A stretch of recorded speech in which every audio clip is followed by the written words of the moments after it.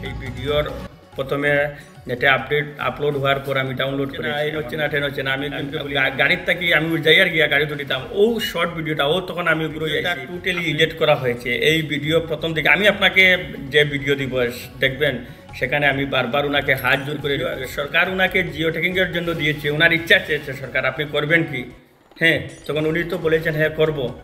সেই করাটা উনি যে জিও ট্যাগিংয়ে এসেছেন এটা একটা রাজনৈতিক পরিকল্পিতভাবে যেভাবে মানুষরে কিভাবে হেনাস্তা করা যায় এটা একটা পরিকল্পিতভাৱে তাই নি। লক্ষীবছৰ গাঁও পঞ্চায়তৰ সভাপতি আৰু ৮ সদস্যৰ মাজত সংঘাত, গাঁওখনিত চাঞ্চল্য কপিছে।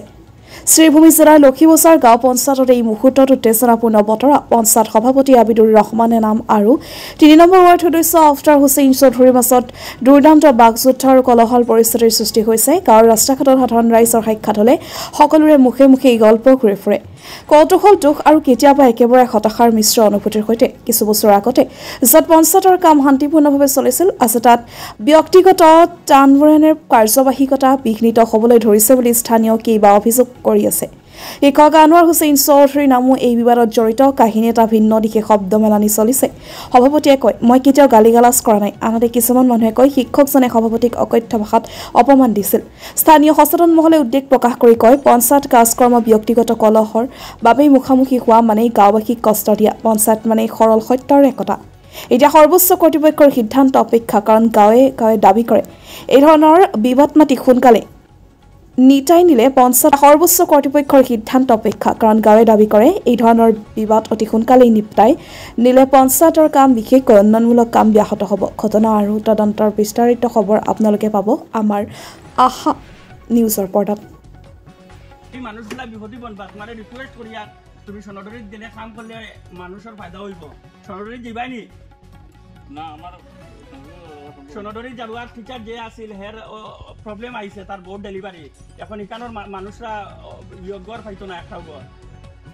আমি তোমার জিপি প্রেসিডেন্ট হিসাবে রিকোয়েস্ট করিয়া আপনি এখন আমার আন্ডারে কাজ কররা ওয়ান ভিডিও রেকর্ডিং ওর আমি তোমার রিকোয়েস্ট করিয়া তুমি এখন আমার আন্ডারে কাজ কররা আমি তোমার রিকোয়েস্ট করি আর মারেরা কমপ্লিট হয়ে গেছে কাজ ইমিডিয়েটলি আপনার সনদরি যাই ওখানে গিয়ে পিএমওয়াইজি জিও ট্যাগিং চলতেছে।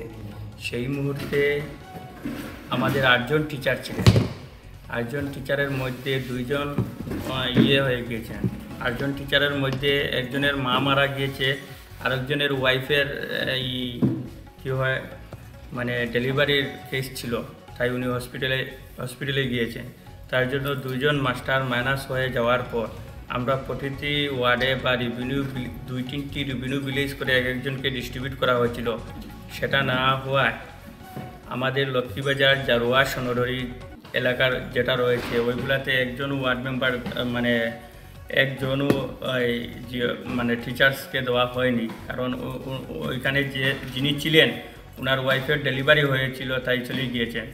সেই মুহূর্তে আমি আমার ঊর্ধ্বপক্ষ কর্তৃপক্ষের সাথে যোগাযোগ করে আরও 2 জন টিচার আমি দেওয়ার জন্য ওনাদেরকে আমি অ্যাপ্লিকেশন করেছি। ওনারা আজকেও হয়তো আসতে পারে না আসতে পারে, ডিসি স্যার একটু দিতে পারে অথবা না দিতেই পারে, কারণ ওই টিচারগুলো সেন্ট্রালের অ্যাপ সেটা যদি হয়ে যায় তাহলে তো ভালো, না হলে কিভাবে কাজ করা যাবে সেটা একদম মানে আমাদের লক্ষ্মীবাজার জিপির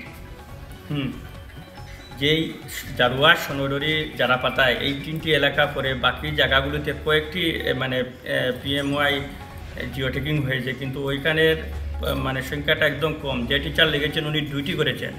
তাই আমার বিভাগীয়র সাথে কথা বলে ওনাদেরকে আমি বলছিলাম যে এরকম সমস্যা। উনি বলছেন যে টিচার যাবেন ওইখানে ওনাকে নিয়ে একটু করান, একটু ওই জায়গাগুলো একটু সার্ভে করলে ভালো হয়।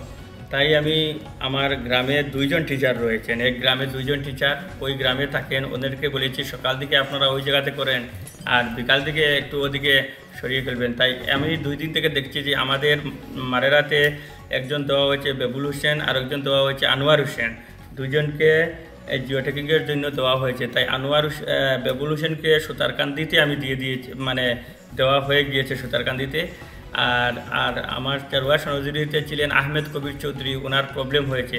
তারপর আমি আমার আনোয়ার হোসেনকে বলছিলাম সকাল দিকে ওদিকে করলে প্রত্যেক মাস্টাররাও এখান থেকে এখানে ট্রান্সফার হচ্ছেন। এই নাইকলিতে করতেছেন, লাভাশাইল পার্ট 1-এ করতেছেন, 2-তে করতেছেন, মানে সবাইকে একটু মেনটেনেন্স করে যাতে কোনো রেভিনিউ ভিলেজ বাদ না পড়ে, জিরো পারফরমেন্স না হয়।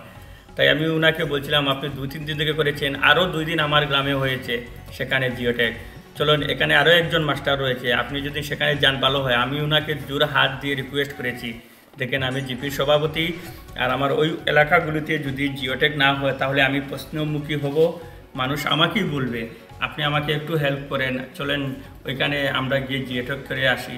2-3 জন বেনিফিশিয়ারি বারবার ওনাকে আমি রিকোয়েস্ট করেছি। উনি বলছেন তুমি কে আমাকে অর্ডার করবে, তুমি কোথায় থেকে আসছো? আমি বললাম আমি জিপির সভাপতি, তুমি আমাকে অর্ডার করো নাই, এরকম এরকম। উনি যখন আমাদের পঞ্চায়েতে আসছেন, হ্যাঁ, উনি আমাদেরই কাজ করছেন, এটা আমাদের আওতায় রয়েছে, সেটা আমাদের কর্তব্য ওনাকে যে আমি বলবো যে এরকম সেরকম। ওনার পরিভাষা যেভাবে আমি আমাকে বলেছেন, আমি ওনাকে হাত জোর করে রিকোয়েস্ট করেছি, উনি আবার আমাকে তুন তুন করে বলে। আমি বললাম উনি আমার অনেক বড়, তুন তুন করে বলে নেন, কি আসে যাবে। আমি যখন চলে যাই গাড়িতে, আবার উনি যাবেন না না বলেছেন, আমি চলে যাই গাড়িতে উঠতে। আর যখন গাড়িতে উঠতে যাই তখন উনি আবার বললেন ওখানে ইয়া নেতাগিরি, হ্যাঁ, বাজে হর হর হরিয়া যা, এই শব্দটা প্রয়োগ করার পর একজন জিপির সভাপতিকে তখন আমি একটু রাগতিত হয়ে বলি আপনি এইরকম ভাষা পরিবেশ করতে পারবেন না, বুঝে নেন। আমি ওনাকে বলেছিলাম আপনি কে এরকম ভাষা বলতেছেন? উনি আমাকে বলছেন আপনি কি গভর্নর নাকি, না গভর্নমেন্ট নাকি? আমি বলছিলাম এই ভিডিওর মাধ্যমে আমি দেখেছি, উনি আমি বলছিলাম ওনাকে লোকাল সেলফ গভর্নমেন্ট।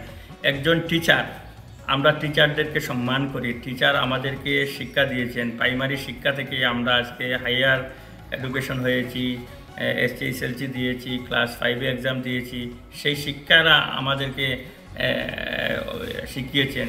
সেই শিক্ষকদেরকে সম্মান করা প্রত্যেকজন মানুষ, কারণ শিক্ষা হচ্ছে জাতির মেরুদণ্ড। কিন্তু উনি যে শিক্ষক, আমার একজন জিপির সভাপতিকে কিভাবে ভাষা প্রয়োগ করবেন উনি জানেন না, না বলে উনি আমাকে বুড়ি টিপ দেখিয়ে আমার আইনের আওতায়, আমার পঞ্চায়েতের আওতায় ওনাকে আমি বলতেই পারি, আদেশ করতেই পারি, সেটা আমার জুরিডিকশনে রয়েছে, কারণ সেটা আমার পঞ্চায়েত অ্যাক্টে রয়েছে যে কোনো ডিপার্টমেন্টের কাজ যখন আমার এরিয়াতে আসে করে ওদেরকে সুপারভাইজার অ্যাডমিনিস্ট্রেটিভ করা আমার দায়িত্ব রয়েছে। কিন্তু আমি সেই কথা না বলে আমার অ্যাডমিনিস্ট্রেটিভ পাওয়ার ইউটিলাইজেশন না করে, হ্যাঁ, আমার লোকাল সেলফ গভর্নমেন্টের অ্যাডমিনিস্ট্রেটিভ পাওয়ার না করে ওনাকে আমি হাত জোর করে বলেছি আপনি ওই গ্রামগুলিতে যদি 2টা করে নেন তারপর পারফরমেন্স 0 হবে না।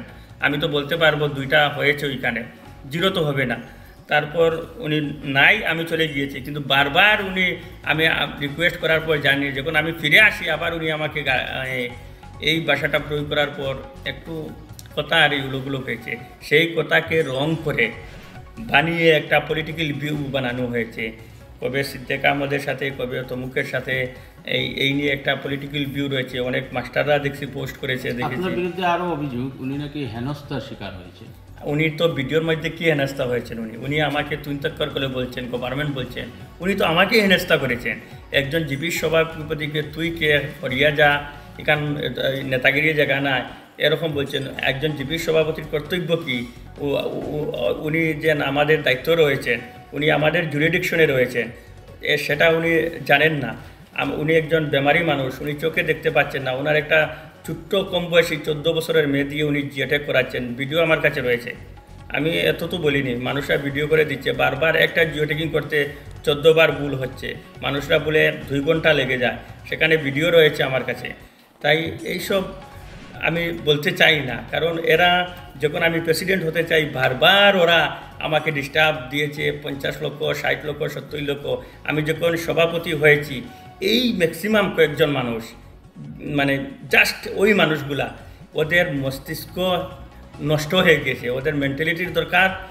ওরা একজন মেম্বার, এখানে আমার 9 মেম্বার রয়েছেন, জিপি সভাপতি, প্রাক্তন সভাপতি, আমার ওয়ার্ড মেম্বার, যে উপসভাপতি, সবাই রয়েছেন।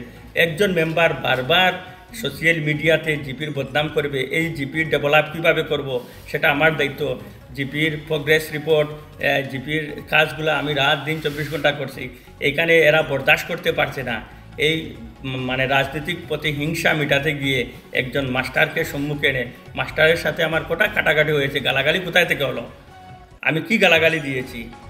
শিক্ষক আনোয়ার হোসেন যদি অশালীন ভাষা প্রয়োগ করে থাকেন তবে আপনি ঊর্ধ্বতন কর্তৃপক্ষকে ইনফর্ম আমি ঊর্ধ্বতম কর্তৃপক্ষকে জানাবো সেটা, কিন্তু সেখন আমি তো লড়াই করলে হবে না। আমার তো আরও মাস্টার রয়েছে, আমার জিওটেক আমার প্রোগ্রেস রিপোর্টটা হবে।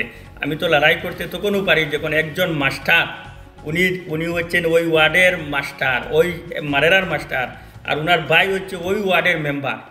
একজন মাস্টার হয়ে মেম্বার হয়ে মানুষের কাছে কিভাবে নিরপেক্ষতা বজায় হবে, অরিজিনাল বেনিফিশিয়ারি কিভাবে বেনিফিট পাবে? উনি মানুষের ঘরে ঘরে গিয়ে বলছেন আমার বাইকে বুট দেও নাই, আমার বাইক আমি বুট খুঁজতে আসিনি, তোমরা আমাদেরকে বুট দেওনি, এখন আমি মাস্টার তোমাদেরকে গড় দিব, আমার ভাই এসে তোমাদেরকে ঘর বানিয়ে দিব। এরকম মানুষকে বলছেন তুমি আমাকে বুট দেও না, আমি তোমার ঘর বানাবো না। এরকম একটা মানে হেডেক শুরু হয়ে গিয়েছিল উনি যেদিন থেকে এইখানে জিওটেক লেগিয়েছেন। মানুষ বারবার আমাকে সমস্যা দিচ্ছে, আরে ভাই যদি কেউ ঘর পায় না পায় সেটা রেসপন্স আমাকে দিতে হবে। আমি গ্রাম পঞ্চায়েতে থাকি, সেটা এই জিপি ডেভেলপ আমাকে বলতে হবে। আমি যখন একজন মাস্টারকে আদেশ অর্ডার করতে পারি এমন তো রয়েছে। অ্যাডমিনিস্ট্রেটিভটা কি administrative executive supervisor directly function বলছে জিপি প্রেসিডেন্টকে, সেখানে তো আমি ওনাকে বলছি ভাই আমি তোমাকে এক্সিকিউটিভ অ্যাডমিনিস্ট্রেটিভ করতে যাচ্ছি না, আমি তোমাকে অর্ডার করতে যাচ্ছি না, আমি আপনাকে বারবার হাত রিকোয়েস্ট করে বলছি আপনি ওইখানে যান। সেখানে অনেকটা হয়েছে, আমার জানা মতো 70 থেকে 80 জন মারেরাতে হয়ে গিয়েছে, শেরুলবাগে তো হয়ে গিয়েছেন এরকম পুরা 2 ওয়ার্ড, শেরুলবাগ 3 ওয়ার্ড রয়েছে, সেখানে 70-80 জন হয়ে গিয়েছেন, লাপাশাইলি হয়ে গিয়েছেন, কিন্তু সোনাডুরিতে একজনও নাই, 0, জারুয়াতে 0, জারাফাতাতে 0। তাই আমি ওনাকে রিকোয়েস্ট করছিলাম, সেই রিকোয়েস্টের পরিপ্রেক্ষিতে ওনারা আমাকে বদনাম করার একটা প্রচেষ্টা চালাচ্ছে রাজনৈতিক প্রতিহিংসা মেটানোর জন্য। এই জিপি ডেভেলপ কীভাবে হবো সেটা আমার দায়িত্ব রয়েছে।